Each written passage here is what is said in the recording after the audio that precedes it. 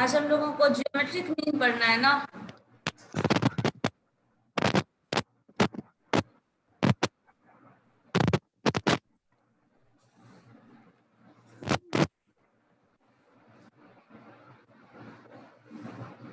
सो हम लोग geometric mean शुरू करेंगे, तब तक अरिथमेटिक मीन, मीडियन, मोड तो ऑलरेडी डन है।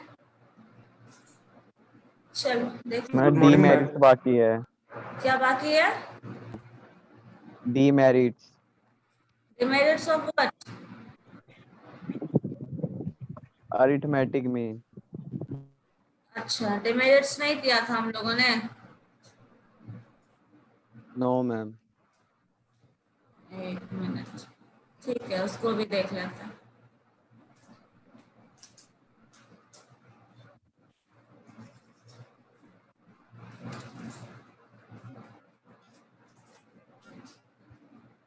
और कुछ जो पूछना है, डाउट हो?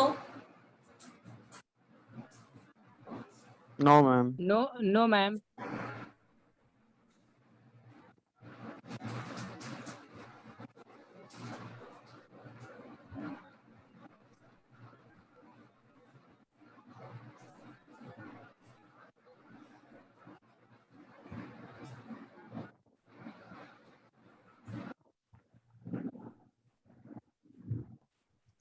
चलिए ठीक है।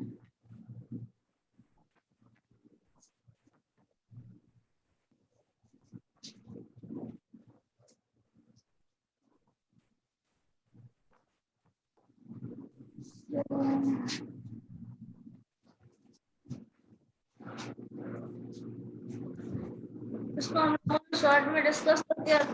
Who is this?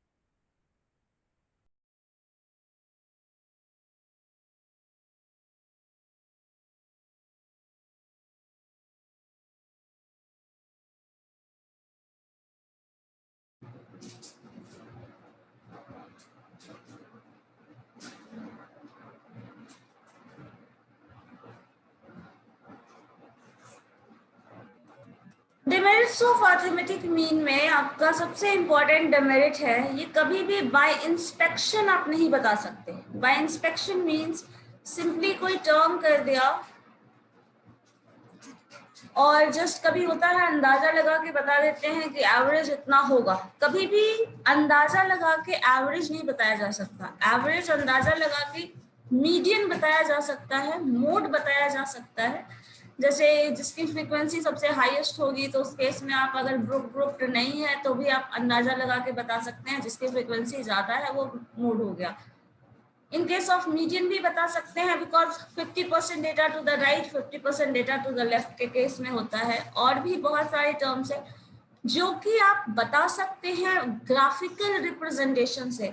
कभी कभी होता है जैसे डेटा हमारे पास था ग्राफिकली, जो हम लोग हिस्टोग्राम देख रहे थे, उसमें हम बता सकते थे वहां पे कि रिजल्ट क्या आ सकता है। कहीं ना कहीं कोई चांसेस होता है जो ग्राफिकली आपको रिप्रेजेंट करके बताया जाएगा, उसमें आप ये बता सकते हैं। बाय इंस्पेक्शन कुछ भी बता सकते हैं, लेकिन अरिथमेटिक मीन को कभी भी बाय इंस्पेक्शन नहीं बताया जा सकता और कभी भी इसको ग्राफिकली लोकेट नहीं किया जा सकता। मीडियन को ग्राफिकली लोकेट किया जा सकता है, मोड को भी ग्राफिकली लोकेट किया जा सकता है, but in case of mean आप इसको कभी भी ग्राफिकली लोकेट नहीं कर सकते। जैसे मान लो अगर एवरेज, हम लोगों ने वेंडर की बात कर रहे थे, एवरेज उसका इनकम क्या है मंथ का, तो हम कभी भी मंथ का इनकम जो आएगा उसको नंबर में एक्सप्रेस कर देंगे, ये पॉइंट आएगा ऐसा बता सकते हैं, बट उसको ग्राफिकल रिप्रेजेंटेशन नहीं दे सकते with the help of data. Next है, it can't be use while dealing with qualitative data. Obviously हम लोग डेटा से डिस्कस कर रहे हैं, इन टर्म्स ऑफ नंबर्स बात कर रहे हैं, तो हम लोगों ने पढ़ा भी था ये क्वांटिटेटिव मेथड्स है। जो भी हम क्वांटिटेटिव मेथड के अंदर टॉपिक पढ़ेंगे that all are quantitative methods. Qualitative terms का कोई मतलब ही नहीं है यहाँ। सो क्वालिटेटिव डेटा को हम से अगर डील करना हो in terms of knowledge, in terms of honesty, in terms of goodness, किसी भी क्वालिटी की बात करें तो हम क्वालिटी डेटा में इसको स्टडी नहीं कर सकते। It can't be obtained if any of the observation is missing. Simple सी बात है, अगर आप मीन निकाल रहे हैं और मीन का फॉर्मूला होता है जो जनरली हम लोग यूज करते हैं, that is what x bar, and this x bar is equal to, आपको पता है, 1/n summation f i, summation f और एक्स जो टर्म है। अगर इस x में से कोई एक भी मिसिंग होगा तो क्या ये कभी कैलकुलेट कर पाओगे आप? ये टेबल बना ही नहीं पाएंगे जो आपके पास फ्रीक्वेंसी, एक x का टेबल होता है, एक फ्रीक्वेंसी का टेबल होता है, और fx आप निकालते हैं, इन दोनों का प्रोडक्ट, ये कभी निकाल ही नहीं पाएंगे अगर आपको ये नहीं पता हो। किसी भी एक x का ऑब्जर्वेशन अगर नहीं मालूम है देन ये fx नहीं निकलेगा। सो यही चीज यहाँ मेंशन किया गया है, इसको नहीं कैलकुलेट किया जा सकता अगर any of the observation is missing. कोई भी ऑब्जर्वेशन, 30 दिन का डेटा हम लोगों ने वेंडर का निकाला और किसी एक दिन का डेटा नहीं है हमारे पास, तो हम अर्थमेटिक मीन कैलकुलेट नहीं कर पाएंगे। It is much affected by extreme values. अगर किसी दिन मान लो रोज उसका एवरेज सैलरी, जो एवरेज जो इनकम है दैट इज 500, नियर टू 500 या फिर हाईएस्ट हो 500 to 1000 रुपीज के रेंज में इनकम हो, और किसी दिन जीरो इनकम हो या फिर किसी दिन 5 रुपीज इनकम हो, तो अगर 5 रुपीज होता है तो उससे ये अफेक्टेड होगा। और किसी दिन मान लो 5000 का वो सेल कर लेता है, तो 5000 का जो सेल करेगा उससे उसका एवरेज सैलरी बढ़ जाएगा, और अगर बहुत कम सेल करता है तो उससे उसका एवरेज सैलरी जो है वो कम हो जाएगा। जैसे आप अपने मार्क्स में भी, अपने पेपर एग्जाम में मार्क्स में देखते होंगे, अगर आपसे कोई एग्जाम में पूछता है कोई मार्क्स कि आपका मार्क्स कितना है, तो आप एवरेज मार्क्स बताते हो, कभी भी पूरा नंबर एक एक पेपर का नहीं बताते हो, इस पेपर में इतना आया, उस पेपर में इतना आया। और अगर किसी पेपर में बाई चांस कम मार्क्स आ जाता है तो उससे आपका एवरेज मार्क्स जो है वो कम हो जाता है। जैसे मान लो सब सारे पेपर में 80-90 पेपर मार्क्स आया है और किसी एक में 40 मार्क्स आ गया है, तो आपका एवरेज मार्क्स क्या हो जाएगा? कम हो जाएगा। तो यही चीज बता रहा है, एक्सट्रीम वैल्यूज से ये जो अफेक्ट है अर्थमेटिक मीन, वो अफेक्टेड होता है। इसे हम कैलकुलेट नहीं कर सकते व्हेन हमारे पास ओपन डेटा हो। और ये भी है, अगर स्क्यूड डिस्ट्रीब्यूशन हो, अभी हम लोगों ने डिस्ट्रीब्यूशन पढ़ा नहीं है इसलिए इसका बहुत ज्यादा आइडिया आपको नहीं होगा, बट अगर कोई डिस्ट्रीब्यूशन स्क्यूड हो तो हम लोग अर्थमेटिक मीन कभी भी सुटेबल मेजर ऑफ लोकेशन नहीं होता। बस इतना याद रखना है, और इसको समझने के लिए आपको पढ़ोगे, डिस्ट्रीब्यूशन डाला तब समझ आएगा कि एग्जैक्टली हम लोग इसमें कर क्या रहे हैं। बस इतना अभी जानिए, स्क्यूड डिस्ट्रीब्यूशन के केस में arithmetic mean is not suitable measure of location. So ये आपके डिमेरिट्स ऑफ अर्थमेटिक मीन हो गए। But despite of all the demerits, इसका जो मेरिट है that is very much important, और इसके मेरिट्स की वजह से ही इट इज, मैंने लास्ट डे भी बताया था, one of the best measure of central tendency. बाकी जितने भी मेजर ऑफ सेंट्रल टेंडेंसीज है वो आप यूज कर सकते हैं, करते हैं according to the situation and according to the demand, लेकिन this would be the one of the best. हमेशा कभी भी 5 मेजर ऑफ सेंट्रल टेंडेंसी जो आप पढ़ रहे हैं उसमें से ये पूछा जाए which one is the best, then arithmetic mean is the best measure of central tendency. इसके डिमेरिट्स होने के बावजूद, डिमेरिट्स और बाकी में भी है, लेकिन बाकी का डिमेरिट्स जो है वो ज्यादा डेंजरस होगा as compare to arithmetic mean. So इसके बाद हम लोगों को करना था जियोमेट्रिक मीन। और जियोमेट्रिक मीन में सबसे इंपॉर्टेंट, देखो जितना भी मीन है, मीडियन, मोड, जो 5 तरीका है हमारे पास मेजर ऑफ सेंट्रल टेंडेंसी निकालने का, उन सब में जस्ट अ मिनट,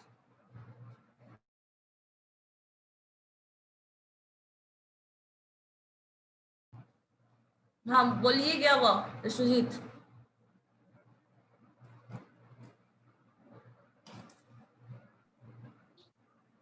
मैम आवाज क्लियर नहीं आ रहा है। बोलेंगे तब तो आवाज आएगी ना। और आप कहाँ हो? नेटवर्क एरिया में हो?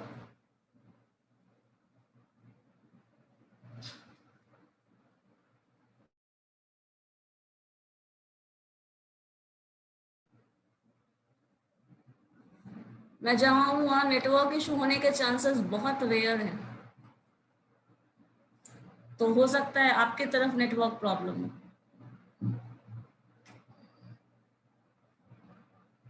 बोलिए क्या हुआ? नेटवर्क एरिया में आइए। मैम आवाज कट कट कर आ रहा है। छत पे चले जाओ, नहीं मैम जहाँ धूप नेटवर्क है। रहता हो, घर में जहाँ नेटवर्क रहता हो वहां जाइए। छत पे जाएंगे, बहुत धूप है। बाकी लोगों को आवाज आ रही है?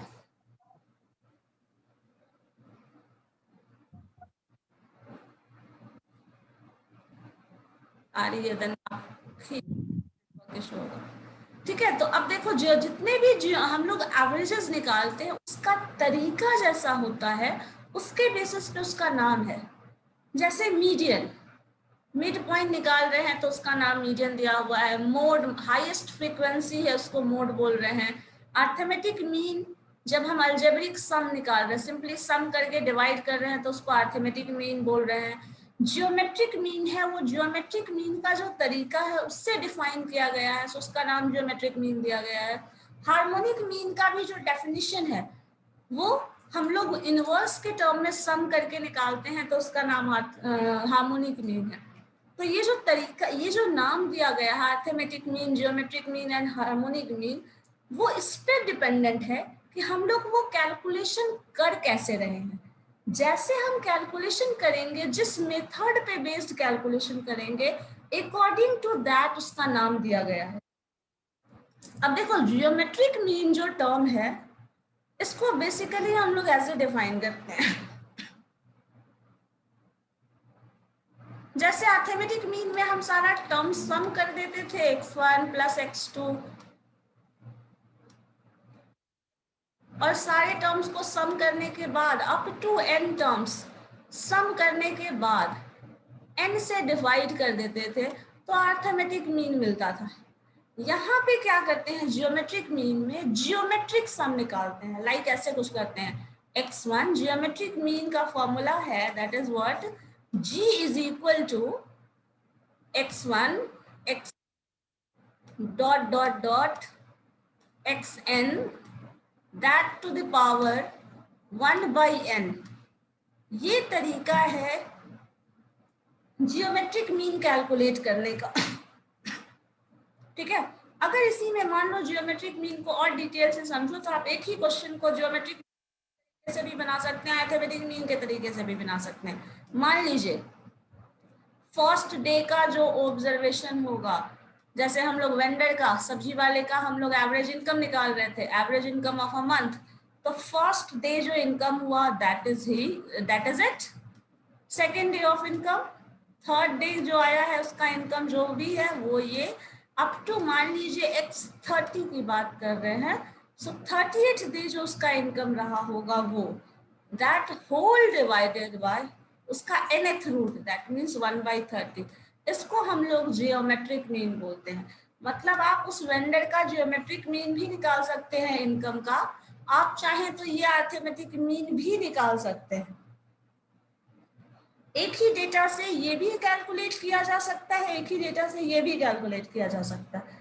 लेकिन अगर ये तरीका आप यूज करते हैं then that is geometric mean, अगर ये तरीका यूज करते हैं then that is arithmetic mean. यही हमारा जियोमेट्रिक मीन और अर्थमेटिक मीन में डिफरेंस। देखो इसको कैसे डिफाइन किया गया है वर्ड्स में। The geometric mean of set of n observation जैसे 30 दिन का हम लोगों ने एक महीने का लिया डेटा, वो आपके पूरे पेपर्स का मार्क्स, 5 पेपर्स का मार्क्स है तो 5 पेपर्स का मार्क्स सारा लिखेंगे, दैट टू द पावर 1/5 लिख देंगे। तो ये टर्म जो होगा वो जियोमेट्रिक मीन होगा। लेकिन जब जियोमेट्रिक मीन आप कैलकुलेट करेंगे तो एक प्रॉब्लम होती है, वो प्रॉब्लम प्रैक्टिकली जब करोगे तब समझ आएगा। वैसे हम यहाँ बता दे रहे हैं क्या होगा। मान लो एक दिन का जो इनकम है दैट इज 500,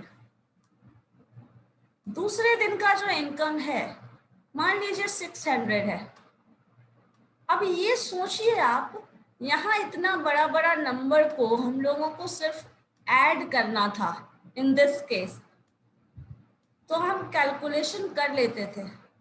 लेकिन यहाँ इतने बड़े बड़े नंबर को, ये तो सिर्फ 2 दिन का है, और भी मान लो आप 38 डेट का निकाल रहे हो, किसी दिन उसका इनकम 2000 भी है, किसी दिन 5000 भी है, तो इन सब का प्रोडक्ट मल्टीप्लाई करना और उसको 1/30 से ये उसका रूट निकालना, ये एक बहुत ही कॉम्प्लिकेटेड मैथमेटिकल प्रोसेस है।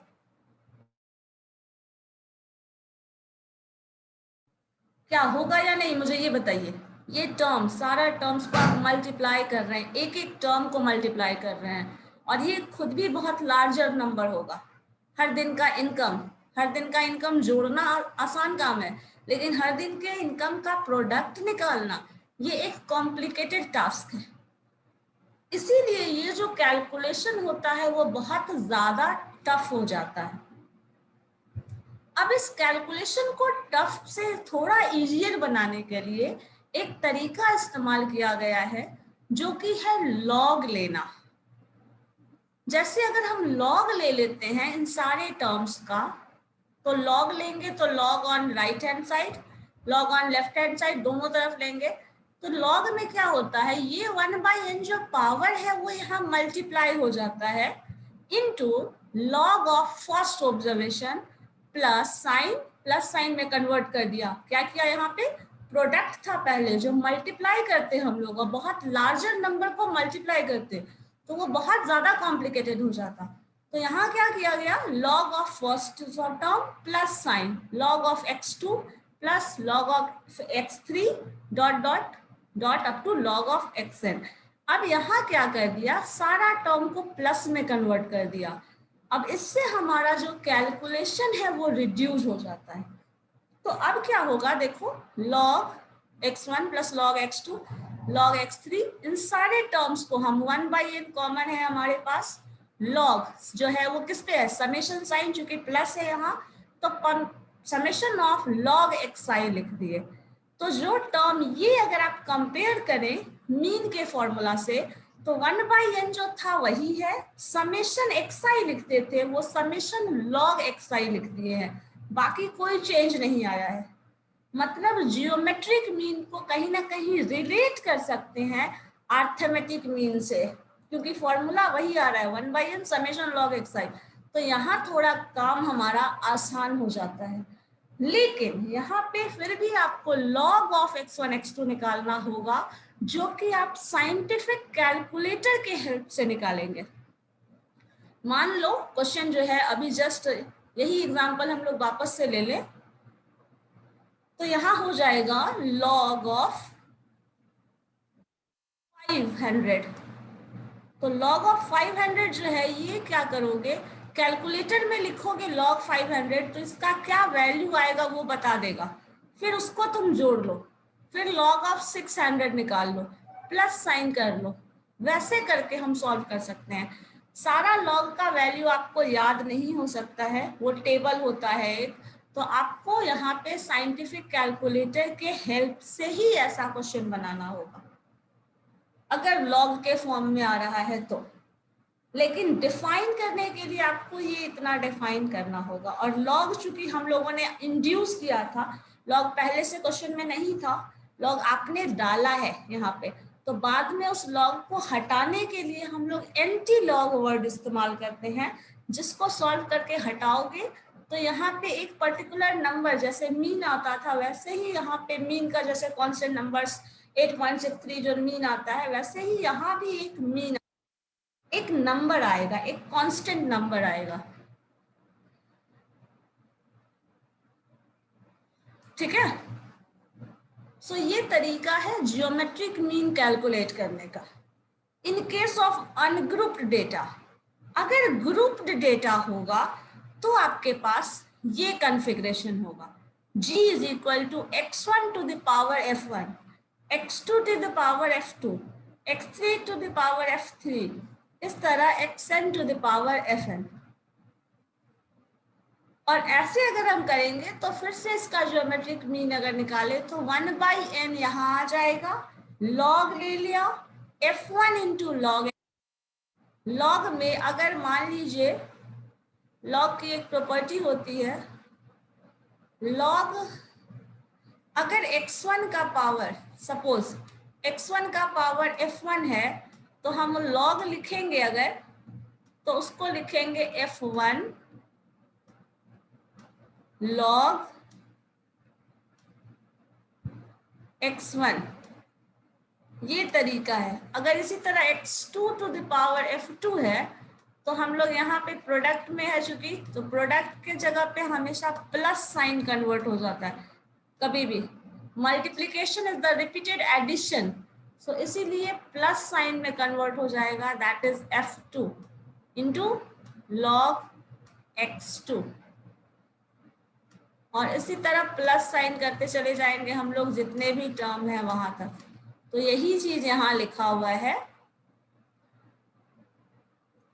जो इसमें है, 1/n एज इट इज उतार दिया, f1 log x1 for this term plus sign f2 log 2 for this term, f3 log 3 for next term, fn log xn for the last term. अब इसी तरह इसको अगर हम लिखें तो summation sign summation fi log xi into 1/n divide कर दिया, तो ये जो टर्म आ रहा है वो फ्रीक्वेंसी डिस्ट्रीब्यूशन के केस में आपका टर्म आ रहा है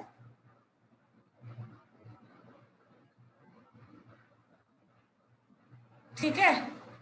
तो ये जो डेफिनेशन है, दैट डेफिनेशन जो है वो आपका ज्योमेट्रिक मीन का ही है in case of frequency distribution. अगर इसी को नॉर्मल वाला टर्म देखें तो ऐसे लिखोगे, ऐसे भी लिख सकते हो, ऐसे भी लिख सकते हो। आप अगर इतना लिख के छोड़ते हैं तो कोई प्रॉब्लम नहीं है, इतना भी लिखे तो भी ठीक है, इतना लिखे तो भी ठीक है, एंटी लॉग लगा दे तो भी ठीक है। ये डेफिनेशन है जियोमेट्रिक मीन का। और एक टर्म मैंने कहा आपको बाय दिस फॉर्मूला, जैसे एक जस्ट अ मिनट रुको, मुझे एक चीज बता लेने दो। जैसे देखो कभी कभी होता है ना 2 + 2 + 2 ऐसे तुम लिख रहे हो, मान लो हम 2 + 2 + 2 ऐसे करके लिखेंगे और उसको 6 लिख सकते हैं। अगर इसी में हम ऐसा लिख दें 2 एक टर्म है जो कि कितनी बार अकर हो रहा है 1 2 3, तो उसको ऐसे लिख दिए 3 2 जा 6। तो क्या कर रहे हैं हम, या तो ऐसे मल्टीप्लाई कर दें या तो ऐसे सम कर दें। तो मल्टीप्लिकेशन चूंकि कॉम्प्लिकेटेड है हमारे लिए, तो हम मल्टीप्लिकेशन को समेशन में कन्वर्ट करने के लिए ये जो लॉग लिया गया है ये उसी का एक फंक्शन है, एक तरीका है। हाँ रुचि बोलिए क्या हुआ, कुछ पूछना है? मैम मैं कह रही थी जो डेफिनेशन है ना वो हम लोगों को हाँ। सेंड कर दीजिएगा एक बार।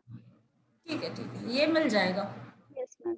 ये जो आपको ऐसे लिखा है बस वही टर्म लिखना है, इसमें कोई प्रॉब्लम नहीं है, बस समझ लो कैसे करना होगा, ठीक है।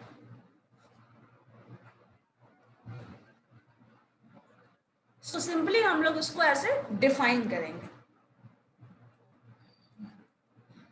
अब इसमें देखिएगा जब मेरिट और डिमेरिट की बात आएगी, जैसे देखिए मेरिट की बात आ ही गई, merit of this term it is rigidly defined. Rigidly defined means एक कंप्लीट मैथमेटिकल डेफिनेशन गिवन है, then it is rigidly defined. ये रूल कभी बदलेगा नहीं, ये रूल चेंज नहीं हो रहा। सो ये इसका मेरिट है कि ये एक रिजिडली डिफाइंड टर्म है, एक स्टेटमेंट है, एक वे ऑफ डेफिनेशन है मैथमेटिकल जो कि चेंज नहीं होने वाला। It is based on all observation. आपने यहाँ भी देखा और लास्ट क्वेश्चन में भी देखा था जो हम लोग अरिथमेटिक मीन में किए थे, हर जगह हर एक्सआई ऑब्जर्वेशन की बात कर रहा है, हर ऑब्जर्वेशन की बात कर रहा है, x1 x2 xn, तो सारे ऑब्जर्वेशन पे बेस्ड है। मतलब अगर किसी एक दिन का डेटा मिसिंग है तो हम लोग जियोमेट्रिक मीन भी कैलकुलेट नहीं कर सकते। It is suitable for further mathematical treatment, ये तो है कि सुटेबल है फर्दर मैथमेटिकल ट्रीटमेंट के लिए, लेकिन ये खुद ही एक कॉम्प्लिकेटेड टर्म है। जैसे ये मेरे लास्ट वाला देखते हैं बाद में, देखो, it is not affected much by fluctuation of sampling, ये इसका one of the best merit है। It is not affected much by fluctuation of sampling, जैसे जैसे सैंपल का बदलते हुआ, बहुत ज्यादा सैंपल्स बदल रहे हो या फिर चेंज हो रहा है, आज किसी मंथ का ले रहे हैं, नेक्स्ट किसी और मंथ का ले रहे हैं, या फिर कुछ चेंजेस कर रहे हैं, रैंडमली किसी 5 का ले रहे हैं, तो ये उससे बहुत ज्यादा अफेक्टेड नहीं होता, जबकि अरिथमेटिक मीन अफेक्टेड होता है। इस केस में क्या होता है कि ये जो है ज्यादा वेटेज देता है स्मॉल आइटम्स को। जैसे मान लो अगर बात करें, जैसे इसके लिए सबसे बेस्ट एग्जांपल आप ऐसे ले सकते हैं, आपके घर में खाना बनता है, मान लो हम सिर्फ खाना बनाने की बात कर रहे हैं, तो जितने भी फूड आइटम्स हैं, जैसे चावल, दाल, रोटी, सब्जी, जो भी ले रहे हो, नमक, जितना भी सब कुछ ले लो, अब सारे टर्म्स में हो सकता है कोई बहुत ज्यादा इंपॉर्टेंस दे चावल को, रोटी को, जो भी है, व्हीट को, उसके राइसेस पल्सेस को ज्यादा दे, और ऐसा करे नमक को कम इंपॉर्टेंस दे, लेकिन वो भी one of the important part है। तो यहाँ पे अगर सबको आपको इम्पोर्टेंस देना है, और सबको इम्पोर्टेंस देना है, इक्वली इम्पोर्टेंस देना है, या फिर किसी स्मॉल आइटम्स को ज्यादा वेटेज देना है, इन दैट केस आप जियोमेट्रिक मीन यूज करेंगे। इनफैक्ट जितना भी मार्केटिंग टर्म्स होता है, जितने भी कंज्यूमर प्राइस इंडेक्स नंबर्स होते हैं, और जितना भी टर्म्स मैथमेटिकली, अगर मैथमेटिकली नहीं बोलो, जो भी मार्केटिंग टर्म्स होता है, जहां फ्लक्चुएशन ज्यादा होता है और जहां सारा आइटम्स इंपॉर्टेंट हो, जैसे हर घर में अगर वेल्थ कंडीशन की बात करें तो हर घर में gold, silver, petrol, education, food, medical expenses, सारे एक्सपेंसेस होते हैं, और सारा एक्सपेंसेस जो होता है सबको हम लोग मोर और लेस इक्वली कंसिडर करते हैं। अगर ऐसा केस कहीं भी होगा, देन आपके लिए सबसे suitable measure of central tendency जो है, दैट इज जियोमेट्रिक मीन, अगर ऐसा है तो। लेकिन सिर्फ आपको प्रॉफिट लॉस की बात करनी हो, सिर्फ इन टर्म्स ऑफ मनी की बात करनी हो, इक्वल इंपॉर्टेंस देने की बात नहीं करनी हो, देन आप अरिथमेटिक मीन इस्तेमाल कर सकते हैं। लेकिन जहां सबको वेटेज देना है, इनफैक्ट जैसे सब कुछ खाना बना दो, बहुत अच्छे से बना दो, बट उसमें नमक मत डालो, तो क्या वो यूजफुल होने वाला है यहाँ पे? तो ये जो पॉइंट लिख रहा है ना, it gives comparatively more weight to small items, because of this, ये जो आपने नमक को भी ज्यादा इंपॉर्टेंस दिया है, ये चीज जो है वो यूज होता है जियोमेट्रिक मीन में, और सिर्फ जियोमेट्रिक मीन ऐसा तरीका है जिसमें आप ये यूज कर सकते हैं। और कोई भी ऐसा मीन कर 5 मेजर्स ऑफ सेंट्रल टेंडेंसी में आप किसी को भी यूज नहीं करेंगे तो ऐसा कंडीशन आएगा, मतलब किसी के भी यूज में ऐसा कंडीशन नहीं आने वाला, except that of geometric mean. और इसी वजह से मार्केट में, क्योंकि मार्केट में मैक्सिमम चीज, हर चीज इक्वली इंपॉर्टेंट होता है, हर प्रोडक्ट का अपना वैल्यू है, हर प्रोडक्ट का अपना इंपॉर्टेंस है, और उसके अकॉर्डिंग हम लोगों को सबको इक्वल इंपॉर्टेंस देना होता है। इन दैट केस हम लोग जियोमेट्रिक मीन यूज करते हैं, but in terms of money बात करें तो हम लोग यूज करेंगे हमेशा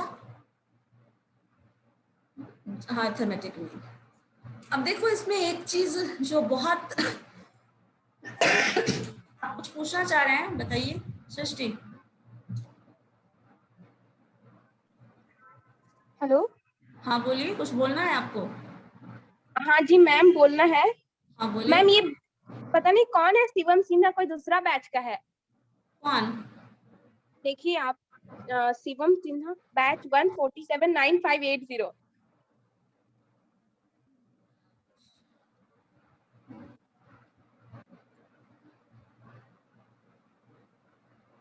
लिखा मैम, ये अपने क्लास का बंदा नहीं है। नेम क्या कहा आपने? है शिवम सिन्हा। शिवम सिन्हा। भगाइए मैम इसको। Who are you? Why are you here? Shivam Sinha.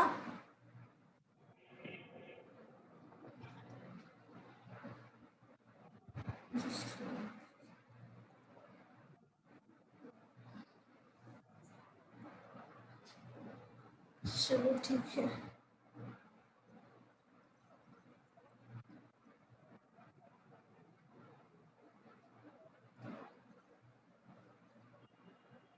ठीक है, तो हम लोग इस चीज का यूज करते हैं मार्केटिंग पर्पस में, जहां इक्वल इंपॉर्टेंस देना हो हर आइटम को। जैसे जैसे आप लोगों ने शायद सुना होगा, जैसे कंज्यूमर प्राइस इंडेक्स नंबर, हर चीज, जैसे आपको जीडीपी वगैरह निकालते हो, या फिर उन सब जो हम जैसे इस केस में ये भी यूज करते हैं। जैसे मान लो अगर इंडिया के लिए हम कंज्यूमर प्राइस इंडेक्स कैलकुलेट कर रहे हो, मे बी अभी ये क्लियर ना हो, बहुत हो सकता है आगे पढ़ो आप लोग।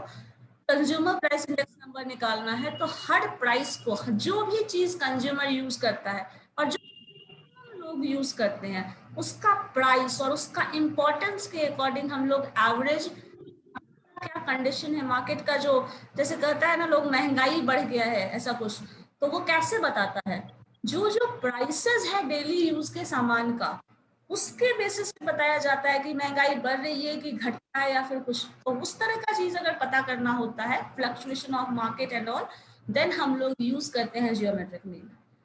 लेकिन इसमें दो इम्पोर्टेंट, बहुत ज्यादा इम्पोर्टेंट जो है वो डिमेरिट है। पहला तो आपको बहुत क्लियर हो गया होगा, जो आपके लिए भी प्रॉब्लम होगी, ये बहुत ज्यादा मैथमेटिकल नेचर का है और नॉन मैथमेटिकल पर्सन को समझ में नहीं आता जनरली। हाँ बोलिए रॉन बाइट।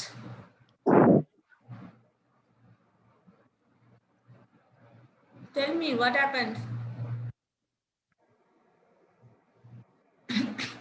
ठीक है, बीसीए वाले लड़का, बीसीए के स्टूडेंट घुस रहे हैं मैम, देखिए।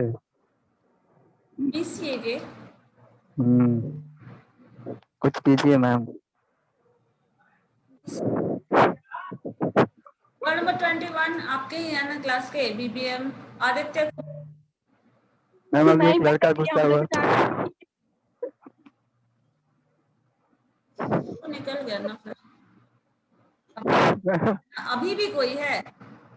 हाँ मैम, रोल नंबर 19। नंबर 19 रिया है, बीबीएम। क्या बोल रहे हो, मजाक चल रहा है? मैम बच्चा रीनेम करके भी आ जाते हैं। अच्छा ठीक है, तो आप लोग बता देना मुझे। चलो, ये जो है कंप्लीटली मैथमेटिकल है और नॉन मैथमेटिकल पर्सन के लिए समझना बहुत मुश्किल है। चंदन कुमार तो खैर आपके ही क्लास के हैं ना? Yes ma'am. चलो, सुना लग रहा है नाम।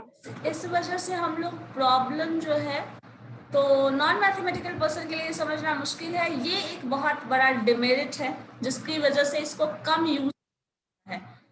दूसरा जो है, चूंकि देखो यहाँ मैंने एक्सप्रेशन में आपको बताया था, ये जो एक्सप्रेशन आता है, आप क्या लिख रहे हो, geometric mean is equal to x1 into x2 x3, सारे टर्म्स को लिख रहे हो और that to the power 1/n कर रहे हो। अब इसमें से सोच लो किसी एक ऑब्जर्वेशन का वैल्यू 0 हो जाए।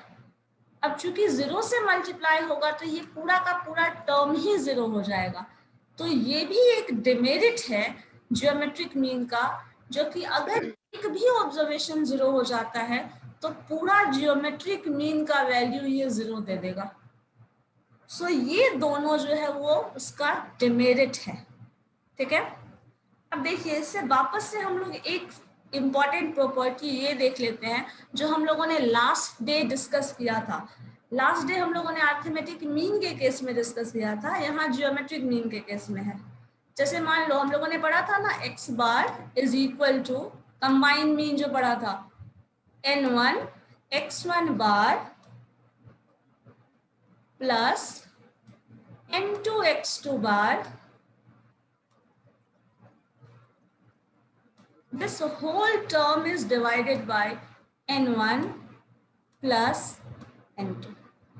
ठीक है, अब इसी में क्या किया है, इसी फॉर्मूला में आप क्या करो, n1 को एज इट इज छोड़ दो, x बार को रिप्लेस कर दो log g1. log g1 क्या हो गया, geometric mean of first series, plus n2 as it is रख दो जो इस फॉर्मूला का है, एंड इसको लिख दो log g2. This whole term being divided by n1 plus n2. ये जो है वो भी आपका आ गया अरिथमेटिक मीन ऑफ दैट. तो ये क्या हो गया, कंबाइंड मीन जियोमेट्रिक सीरीज का. इससे पहले हम लोगों ने ये जो पढ़ा था वो कंबाइंड मीन था फॉर अरिथमेटिक मीन, जो है कंबाइंड है फॉर जियोमेट्रिक मीन. हाँ रुचि बोलिए. मैम अटेंडेंस ले लीजिए. हाँ ले चुके, मैंने ले लिया अटेंडेंस. ठीक है, तो देखो वही फॉर्मूला यहाँ लिखा हुआ है. तो कंबाइंड जियोमेट्रिक मीन ऐसे हो जाएगा, कंबाइंड अरिथमेटिक मीन वैसे हो रहा था. तो ये आपका, अब देखो यूज क्या है, मैंने बताया था पहले, कंस्ट्रक्शन ऑफ इंडेक्स नंबर में इसका यूज होता है. And to find the rate of population growth, population growth India का कितना हो रहा है, कैसा है, प्रिडिक्शन किया जाता है 50 साल बाद ऐसा हो जाएगा. अभी इंडिया का कंडीशन ये है, 2050 तक हम लोग चाइना का जो एरिया मतलब सॉरी नंबर है उसको भी क्रॉस करने वाले हैं. तो ये सब जो कैलकुलेशन होता है वो बेस्ड होता है जियोमेट्रिक मीन पे. इंटरेस्ट रेट अगर हम कैलकुलेट करते हैं वो भी आपका जियोमेट्रिक मीन पे बेस्ड होता है. In the construction of index number भी जियोमेट्रिक मीन इस्तेमाल किया जाता है. तो ये सब एरियाज है जहां हम लोग बेसिकली यूज करते हैं जियोमेट्रिक मीन का, और इन्हीं सब की इंपॉर्टेंस की वजह से इसको यूज किया जाता है. क्योंकि ये कॉम्प्लिकेटेड है, फिर भी कॉम्प्लिकेटेड होने के बाद भी हम लोग इसको यूज करते हैं. सो ये वन ऑफ द मेरिट आप बोल सकते हैं फॉर जियोमेट्रिक मीन है. अब मुझे ये बताइए इसमें कोई कंफ्यूजन है तो, या फिर आप नेक्स्ट डे भी है पढ़ लो, फिर मुझे बताओ क्या प्रॉब्लम है, देन हम लोग डिस्कस करेंगे उसे. ठीक है,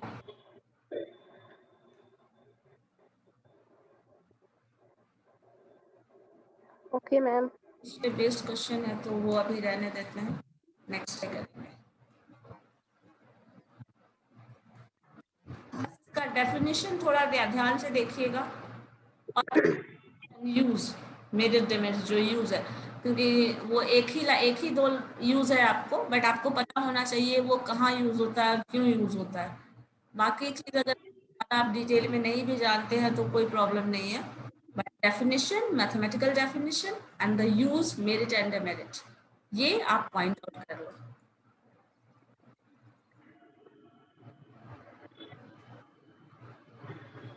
हाँ बोलिए, क्या होगा. हेलो हाँ बोलिए. Ma'am, geometric mean